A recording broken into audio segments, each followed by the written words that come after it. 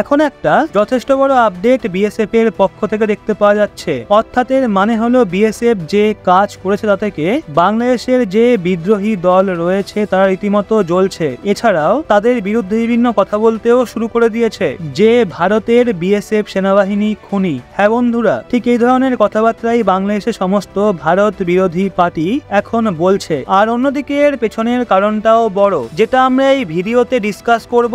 আর শেষে আপনি কমেন্ট করে বলবেন যে বিএসএফ সেনাবাহিনী যা কিছু করেছে সেটা ঠিক নাকি ভুল। চলুন তাহলে সময় নষ্ট না করে ভিডিওটা শুরু করি। তো খবর যেটা হলো, ভারত এবং বাংলাদেশের যে বর্ডার রয়েছে যেখানে বিএসএফ সেনাবাহিনী 3 জন বাংলাদেশের নাগরিকদের নিহত করেছে। হ্যাঁ বন্ধুরা, বিএসএফ সেনাবাহিনীকে বাধ্য হয়ে বাংলাদেশিদের মারতে হয়েছে। এখন কেন এমন সিদ্ধান্ত নেওয়া হয়েছে সেটাও আমরা জানবো। দেখুন, আপনারা সবাই জানেন বাংলাদেশে ক্ষমতা পরিবর্তনের পর থেকেই দুই দেশের মধ্যে সম্পর্ক আগের মতো নেই। হিংসার কারণে ভারত বাংলাদেশের সীমানাতে নজরদারি বাড়ানো হয়েছে, কারণ শেখ হাসিনাকে নিয়ে ভারতকে বাংলাদেশের পক্ষ থেকে বারবার হুমকি দেওয়া হচ্ছে। আর এর মধ্যে হয়েছে কি, বাংলাদেশের কিছু যুবক রাতের অন্ধকারে সুযোগ নিয়ে ভারতীয় সীমান্তে প্রবেশের চেষ্টা করছিল। এই ঘটনা ঠাকুরগাঁওয়ের বালিয়াডাঙ্গি জেলাতে হয়েছে, যেখানে তারা বাংলাদেশি হাতিয়ার নিয়ে ভারতীয় সীমান্তে প্রবেশ করার চেষ্টা করছিল। বিএসএফ সেনা বাহিনী তাদেরকে হাতিয়ার নিচে ফেলে সারেন্ডার করতে বলেছিল, কিন্তু তারা সেটা শোনে না।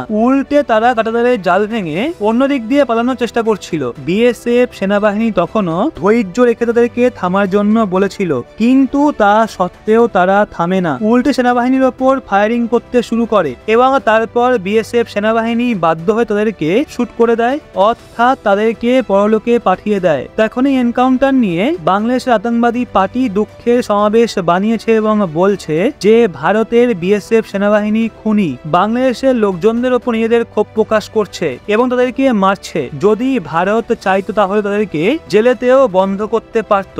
আরো কত কি তারা বলছে, কিন্তু এই এনকাউন্টার সিকিউরিটিকে মাথায় রেখেই করা হয়েছে। যদিও মন্ত্রণালয়ের পক্ষ থেকে আর্মি এবং বিএসএফ এর সেনাবাহিনীদের কঠোর আদেশ জারি করা হয়েছিল যে বর্ডার যুক্ত এলাকায় যেন কোনো সন্দেহজনক ব্যক্তির ওপর কোনো প্রকার ছাড় দেওয়া না হয়। যার ওপর সন্দেহ হবে তাকেই উড়িয়ে দাও। কিন্তু এখানে তো সোজা সৈনিকদের ওপর গুলি চালানো হয়েছিল, তো তার জবাবেই এনকাউন্টার করা হয়েছে।